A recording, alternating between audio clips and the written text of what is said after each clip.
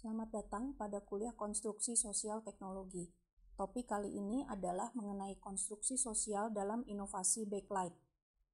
Kerangka pembahasan pada kuliah kali ini yang pertama adalah pendahuluan, yang kedua fleksibilitas interpretasi dan konsep teknologi suatu artefak, dan yang ketiga adalah konstruksi sosial pengembangan backlight. Tujuan dari kuliah ini adalah untuk memahami konsep proses perkembangan teknologi suatu artefak. Sejarah penggunaan material plastik sudah sepanjang sejarah manusia sendiri. Bangsa Mesir menggunakan resin, suatu plastik alami, untuk melapisi sarkofagus yaitu peti jenazah bangsa Mesir. Sementara bangsa Yunani membuat perhiasan dari ember, yaitu resin dari fosil pohon. Manfaat sebagai pelapis kayu dan bahan untuk material solid menjadi pasar yang penting untuk industri plastik. Beberapa plastik alami seperti shellac, yaitu resin yang dihasilkan oleh serangga kepik Laccifer di permukaan batang pohon, dapat digunakan untuk kedua manfaat tersebut, sedangkan karet hanya dapat digunakan untuk satu tujuan saja. Hingga pertengahan abad ke-19, penggunaan plastik terbatas untuk pembuatan barang mewah dan ornamen, seperti kotak pewangi dan perhiasan serupa gading.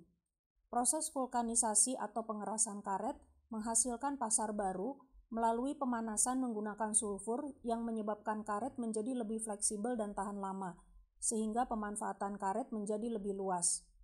Di paruh kedua abad 19, karet dan shellac juga digunakan untuk pelapis insulator, khususnya hard rubber yang juga dikenal sebagai vulkanit atau ebonit. Karet diproses dengan mencampurkan sulfur konsentrasi tinggi dengan karet mentah dan kemudian masuk ke proses vulkanisasi yang biasa dilakukan. Produk karet ini dapat digunakan di berbagai industri baru yang tidak dapat memanfaatkan plastik alami yang telah ditemukan sebelumnya. Selain sebagai pelapis insulator, hard rubber dapat juga digunakan untuk pelapis bagian dalam peralatan kimia dan akumulator storage, dan untuk produksi peralatan bedah dan gigi buatan. Dengan makin luasnya penggunaan plastik, tidak hanya untuk perhiasan yang digunakan oleh kalangan atas, maka plastik mendapatkan kelompok sosial pengguna yang baru, dan hal ini memunculkan masalah. Terbatasnya lokasi sumber resin shellac dan karet pada saat itu menyebabkan adanya kelangkaan sumber daya materi plastik alam, sedangkan permintaan tidak terbatas. Hal ini menjadi permasalahan yang lain. Sepanjang paruh kedua abad 19 ini, terjadi 3 perkembangan penting terkait material plastik yang menjadi solusi dari permasalahan-permasalahan tadi. Yang pertama, Alexander Parkes sejak sekitar tahun 1855 sudah melakukan penelitian dan telah menemukan material plastik baru yang diberi nama Parkesin. Plastik baru ini dapat memecahkan masalah kelangkaan sumber daya plastik alam dan berpotensi sebagai pengganti gading.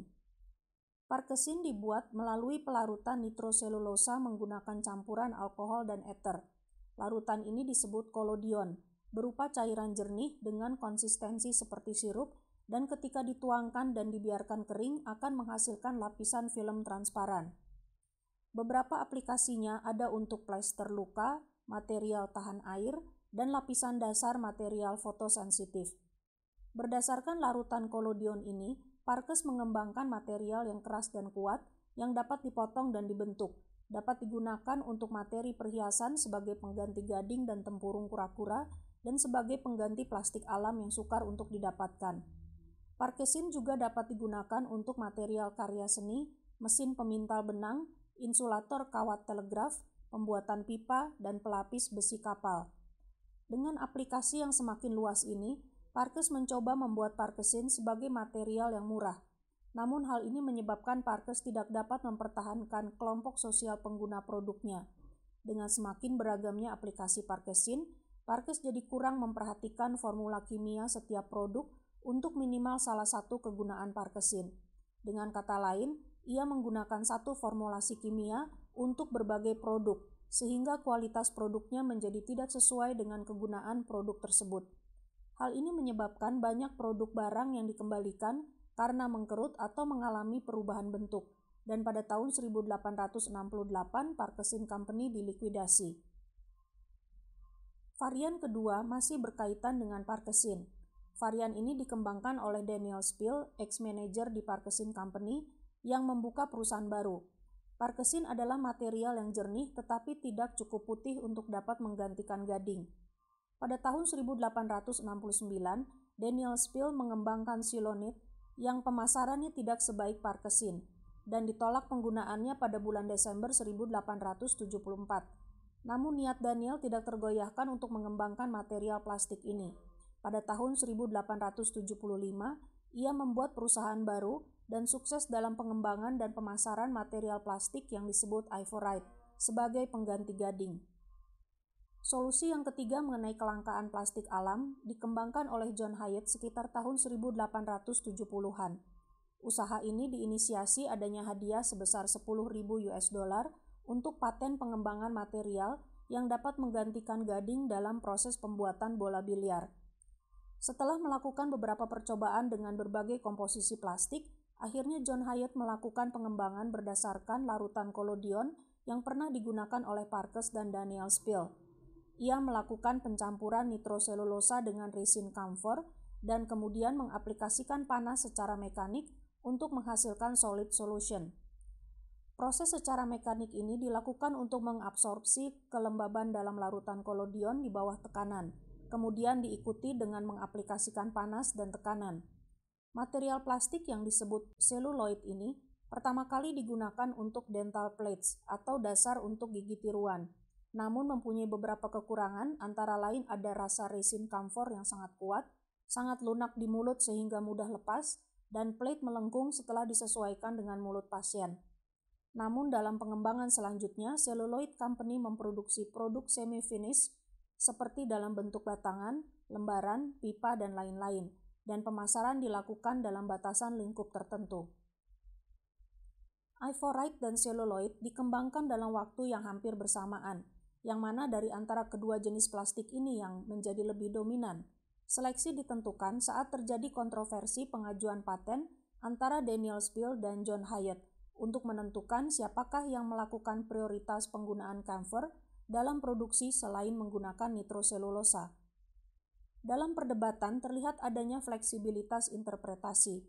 Daniel Spill menganggap bahwa pencampuran nitroselulosa dengan camphor pada pembuatan seluloid, walaupun dilakukan dengan cara yang berbeda, pada dasarnya identik dengan apa yang dilakukannya untuk memproduksi Ivorite.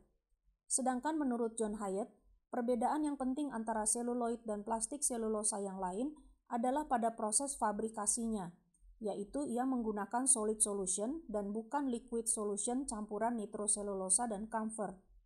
Fleksibilitas interpretasi ini terjadi karena adanya perbedaan tujuan dan hasil pengembangan produk.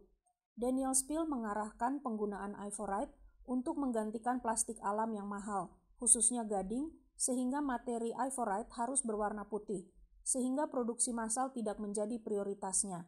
Sedangkan Hyatt bertujuan untuk mengkonstruksi suatu material yang dapat digunakan untuk menghasilkan produk tertentu secara massal dengan kualitas yang konsisten, sehingga ia lebih berfokus pada proses produksi dan kemampuan material untuk dibentuk. Keputusan pengadilan paten menyatakan bahwa Daniel Spill dan John Hyatt bukan penemu plastik camphor nitroselulosa, melainkan Parkes telah lebih dahulu mematenkan campuran tersebut. Dengan demikian, menggugurkan tuntutan Daniel Spill sebagai penemu campuran tersebut dan juga meniadakan tuntutan Daniel Spill terhadap John Hyatt. Sebaliknya, keputusan tersebut menguntungkan bagi John Hyatt dan menjadi dasar stabilisasi Financial Celluloid Company. Fleksibilitas interpretasi lain yang terjadi adalah mengenai produk kondensasi fenol dan formaldehyde. Pada periode waktu yang bersamaan dengan dikembangkannya dental plate oleh John Hyatt, Adolf Bayer dari Jerman pada tahun 1872 melakukan pengamatan reaksi kondensasi antara senyawa aldehyde dan fenolik. Walaupun pada kondisi reaksi tertentu senyawa kimia yang termasuk dalam senyawa fenolik akan menghasilkan warna, tetapi produk kondensasi kebanyakan membentuk resin dan sukar untuk dikristalisasi. Produk kondensasi yang dihasilkan Bayer dianggap sebagai resin sintetik yang pertama. Dengan telah diproduksinya resin sintetik, menyebabkan fokus peneliti lain mengarah pada proses industri seperti yang dilakukan oleh Leo Hendrik Bekeland. Namun Bayer tidak memperhatikan aspek itu. Fokusnya tetap pada karakteristik produk kondensasi yang menurutnya merupakan suatu masalah, karena ia jadi tidak dapat melihat potensinya sebagai pewarna sintetik. Baginya, terbentuknya resin menjadi suatu hasil samping yang mengganggu dan harus dibuang. Interpretasi ketiga mengenai dihasilkannya resin sintetik datang dari Arthur Michael, seorang profesor kimia di Harvard University.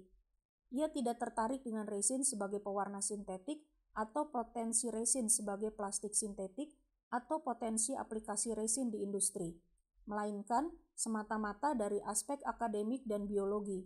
Dengan adanya resin sintetik, ia menjadi dapat mempelajari untuk lebih memahami karakteristik resin alami. Kesuksesan dan stabilisasi Financial Celluloid Company tidak menyebabkannya bebas dari permasalahan penting yang belum terpecahkan, yaitu beberapa kelompok sosial menganggapnya berbahaya karena sifatnya yang mudah terbakar, harganya cukup mahal karena penggunaan camphor, dan sifatnya yang tidak tahan temperatur tinggi menjadi halangan untuk banyak aplikasi teknis.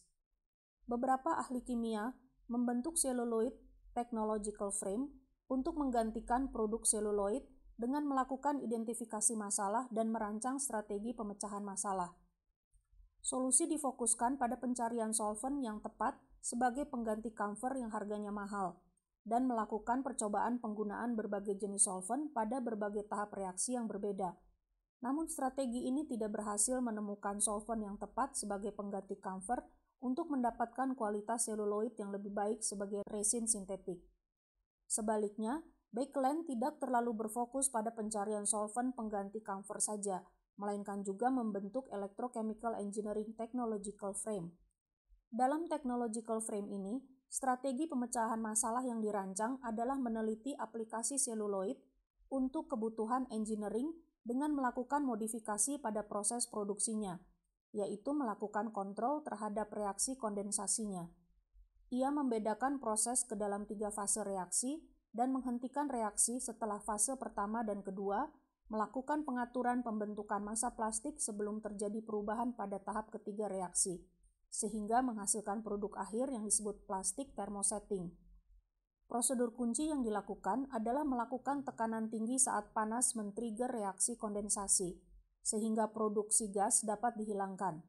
Bila prosedur kunci ini tidak dilakukan, maka produk akan berpori dan tidak dapat dibentuk.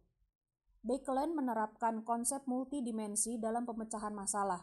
Ia tidak hanya berfokus pada satu alternatif solusi untuk mencari solvent pengganti camphor, tetapi juga melakukan usaha ke arah produksi massal material plastik untuk aplikasi di industri.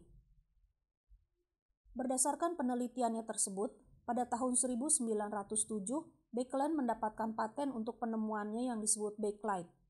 Dalam proses perkembangan bakelite dilibatkan berbagai kelompok sosial, antara lain kelompok sosial pegawai yang memproduksi bakelite, termasuk pegawai yang menangani solvent, mesin compressing dan hidrolik, insinyur yang menangani produk-produk intermediate dari bentuk serbuk menjadi hard rubber dan material insulator.